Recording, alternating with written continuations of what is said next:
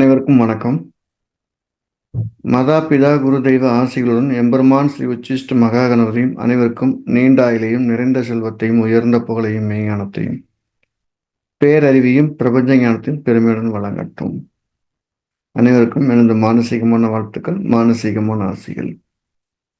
ஜிகேஸ்டோ அனைவரையும் அன்புடன் வரவேற்கிறது. நம்ம இன்னைக்கு பார்க்க போற பதிவு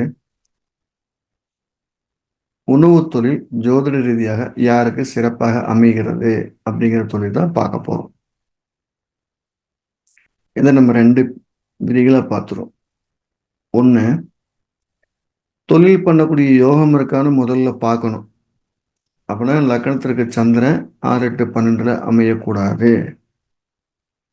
அது ரொம்ப முக்கியமா பார்த்துக்கணும். அப்படி இருந்ததுன்னா அவர் அந்த தொழில உணவு சம்பந்த தொழில முதலீடு பண்றத முதல்ல நிறுத்தணும். அவர் அங்க சைலண்ட் பார்ட்னரா இருக்கலாம். அவர் முதலீடு பண்ணிட்டு ஒதுங்கி இருக்கலாம். அந்த நிர்வாகத்தை வேற யாரும் பார்க்கலாம்.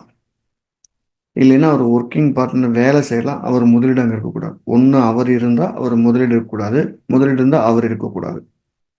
இது ரொம்ப முக்கியம். உணவு தொழிலுக்கான காரகிரகம் சந்திரன்.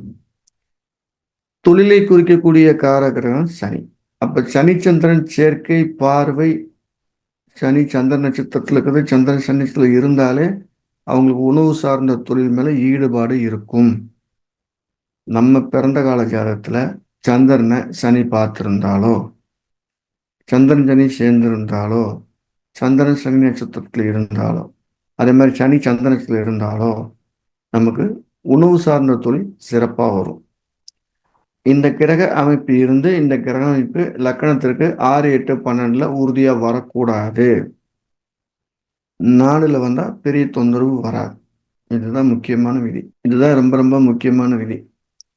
இது இல்லாம பாவத்தில் இருக்கும்போது 2, 10 தொடர்பு இருக்கு அப்படின்னா அவர் உணவு சார்ந்த தொழில் போருக்கு அந்த 2, 10 பாவத்துடைய அதிகாரம் பெற்ற தசாபுத்திகள் சிறப்பான ஒரு வழியை வைத்து கொடுக்கும். கிரக அமைப்பு இல்லாம அவருக்கு தொழில் பண்ணணுங்கிற ஆசை வராது. அந்த கிரக அமைப்பு இருந்து அந்த 2லையும் 10 தசாபத்திகள் தொடர்பு வரும்போது அவர் ஆட்டோமேட்டிக்கா அந்த உணவு சார்ந்த தொழிலுக்குள்ள உள்ள போயிடார். நம்ம பிறந்த காலச்சாரத்துல சனிச்சந்திரன் சேர்க்கை இருந்து கோச்சாரத்துல குரு பார்வை இருந்தாலும் அவர் உணவு தொழிலுக்கு போறார், தற்காலிகமா இருக்கார். தசாபத்தி அமைப்பு பெர்மனண்டா இருக்கார். ஒரு தொழிலை 4 பேர் 5 பேர் செய்யும் போது 4 பேருக்கு அதே கிரக சேர்க்கை இருக்கான்னு பார்த்துக்கிட்டா போதும். அப்ப சனிச்சந்திரன் சேர்க்கை இருக்கிறவங்க தான் இந்த தொழில மிகச்சிறந்த ஒரு பலனையும் அங்கீகாரத்தையும் வருமானத்தையும் பெறுகிறார்கள். மற்றவங்களுக்கு அதுல எந்த வேலையும் பெருசா இல்லை. ஒரு மிதுன லக்ன ஜாதகம் சனி சந்திரனும் விருட்சத்துல இருக்குது. அப்ப இவருக்கு சனிச்சந்திரன் சேர்க்கை இருக்கு. ஆனா 6வது பாவத்துல இருக்கு. சந்திரன் நீசமா இருக்காரு. இவர் டேஸ்டா செஞ்சு கொடுப்பாரு, ஆள் வராது சாப்பிடுறது. இவர் செய்யற அன்னைக்கு கடையில பிரச்சனை இருக்கும். நல்லா ஓடிட்டு இருக்கும். விரிவுபடுத்த போறேன்னு ஆசைப்பட்டு கடை விரிவுபடுத்தும் போது அந்த நேரத்துல எதுவும் ஒன்று தொந்தரவாகி கடை நின்று போடும். அப்ப இந்த 2 கிரக சேர்க்கையில், அதாவது சனிச்சந்திரன் சேர்க்கை பார்வை நட்சத்திர மாற்றங்கள் இதில் எதையும் இருக்கக்கூடிய அந்த ஜாதகத்துல சந்திரனோ சனியோ நீசமா இருக்கு அப்படிங்கிறது தொழில காட்டுற அவர் ஈடுபாடுக்கு தகுந்த வருமானம் அவருக்கு இருப்பதில்லை. நம்ம புணர்வு கிரக அமைப்பு இருந்தாலே ஆட்டோமேட்டிக்கா திருமண பொருத்தத்துல பிரச்சனைன்னு சொல்ற மாதிரி புணர்வு அமைப்பு இருக்கவங்களுமே ஹோட்டல் தொழில் சிறப்பா வருது. அப்ப இந்த ஹோட்டல் தொழிலை குறிக்கக்கூடிய இந்த காரகிரகங்கள் லக்கணத்துக்கு மறைதாம இருந்ததுன்னா அவர் என்கரேஜ் பண்ணுங்க, அவர் நல்லா வருவார். அதுல எந்த மாற்று கருத்து இல்லை. இந்த சனிச்சந்திரன் கூட செவ்வாய் பார்க்குதுன்னா அவர் சிறந்த சமையல் கலைஞராக வர்றதுக்கு வாய்ப்பு இருக்கு.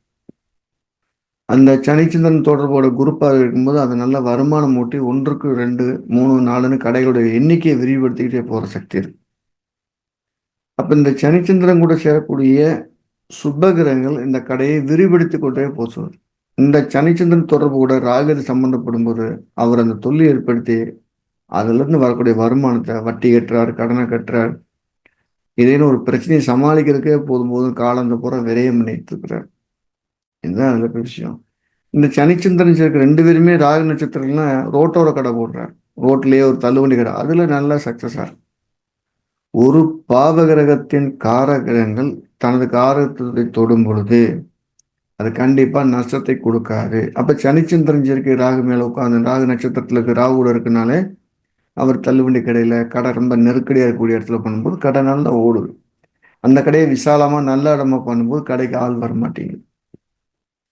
ஒரு ஹோட்டல் தொழில நீண்ட நாளைக்கு போகணும்னா கிரக அமைப்பும் தசாபுத்தி அனுமதிக்காம நீண்ட நாளைக்கு போகாது. சார் நிர்வாகத்துல கொஞ்சம் இன்னும் முதலீடு தேவைப்படுது, இன்னொரு ஆளை கூப்பிட்டு தொழில் பண்ணலான்னா ஒருத்தர் சனிச்சந்திரன் மேல இன்னொருத்தருக்கு ராகு இருந்தாருன்னா அவர் கூட்டாளியை வந்தவனே அந்த தொழிலை அவர் நிறுத்திடுறாரு. அப்போ ஒரு தொழில் ஓடிட்டு இருக்கும்போது நல்ல விதமா வருமானம் கொடுத்துட்டு இருக்கும்போது வேறொருவர் இதை சேர்க்கணும் அப்படின்னா யாரோட ஜாதகத்துல தொழில் நடக்குதோ அவரோட ஜாதகத்துல அந்த சனிச்சந்திரன் கிரகச்சி இருக்கும்போது சேரக்கூடிய நபருக்கு அங்க ராகுகதி இருக்கக்கூடாது. இதுதான் இரு ஜாதக கூட்டுகளியோட அற்புதமான விதி. இருந்தனா அவர் வந்தோடனே புது ஐடியா தரங்கிற பேர்ல இன்வெஸ்ட்மெண்ட்டை கொடுத்து ஐடியா கொடுத்து மொத்த தொழிலையும் நிறுத்திடுறாரு.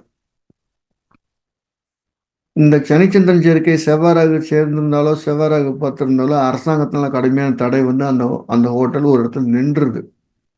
இல்லைன்னா இடத்தகராறுனா அந்த ஹோட்டல் நின்றுது. அப்ப சனிச்சந்திரன் அசுபகிரத்துடைய தொடர்பு இல்லாம சுபகிரத்துடைய தொடர்போட சுபகிரத்துடைய பார்வையோட 2 10 தசாபத்தியோட இருக்கும்போது அவங்க இந்த ஹோட்டத்துல மிக அற்புதமா பிரகாசிக்கிறாங்கன்னு அர்த்தம். இவங்க எல்லாருமே ஒரு அன்னபூரணியை கும்பிடலாம், காளியம்மனை கும்பிடலாம், விதவிதமான ஆளுங்க அந்த கடைக்கு சாப்பிட வர்றாங்க. வரும்போது சாப்பாடு நல்லா இருக்குன்னு சொல்லிட்டு போகாம தவறான வார்த்தைகளை பயன்படுத்தாம இருக்குது. மாரியம்மன் வழிபாடு பண்ணலாம். ஏன்னா சனிச்சந்திரன் சேர்க்கையே மாரியம்மன் வழிபாடு குறிக்கும், காளியம்மன் வழிபாடுகள் குறிக்கும். குறிக்கும் போது என்னச்சுன்னா அந்த இடத்துல அந்த தீட்டு நடக்காம கடை மேல மேல வளர்ந்துக்கிட்டே இருக்கு. இந்த தொழில் பண்ணணும்னா இந்த கிரக அமைப்பு இருக்கணும். நம்ம ஜிகேஸ்டோட என்ன பண்ணிட்டு இருக்கோம்னா எல்லாருக்கும் ஜோதிடம் போய் சேரணும் பெரும் முயற்சி எடுத்துட்டு இருக்கிறோம். அது 2 பிரிவா பண்றோம். ஒன்று அடிப்படை வகுப்புகள், அதிக கணிதங்கள் இல்லாம எளிமையான பாடத்திட்டத்தை வச்சு அடிப்படை வகுப்பு நடத்திட்டு இருக்கிறோம். அது இந்த மாதம், அதாவது ஜனவரி மாதம் 26ஆம் தேதி மாலையில் ஆன்லைன் நடக்க காத்திருக்கு. படிக்கணும் விருப்பம் இருக்குங்க கீழே நம்பர் பதிவு செய்து படிச்சுக்கலாம். அது இல்லாமல் ஒரு மாதமோ இல்லை 2 மாதத்துக்கு ஒரு முறை சிறப்பு வகுப்புகள் அப்படின்னு ஏற்கனவே ஜோதிடத்தில் இருக்கக்கூடியவங்களுக்காக சிறப்பு வகுப்புகள் நடத்திட்டு வரோம். அப்படி வரும்போது ஜனவரி 8ஆம் தேதி டைரக்ட் ஜோதிடம் அப்படின்னு சொல்லி டேரட் கார்டுகளை வச்சு எப்படி பலன் சொல்றது, எப்படி அது நம்மளை இயக்கிக்கிட்டு இருக்கு, அது எப்படி அவ்வளோ பர்ஃபெக்டாக கொண்டு வருதுன்னு இந்த கார்டுகளை விலக்கி அது எப்படிலாம் இருக்கும், அதோட பலன் என்ன, அதை எப்படி எடுத்து சொல்லணுங்கிறது விரிவாக நடத்தக்கூடிய பலன் திட்டங்களாக இருக்கு. அது ஒரு 6 நாள் வகுப்பாக ஆன்லைன் நடக்க காத்திருக்கு. அதில் படிக்கணும் விருப்பம் இருக்கவங்களும் கீழே நம்பர் தொடர்ந்து பதிவு செய்து கொள்ளலாம். ஸோ எல்லாருக்கும் ஜோதிடம் போய் சேர்றது ஒரு அற்புதமான ஒரு விஷயம். அனைவரையும் வரவேற்கிறோம். அனைவருக்கும்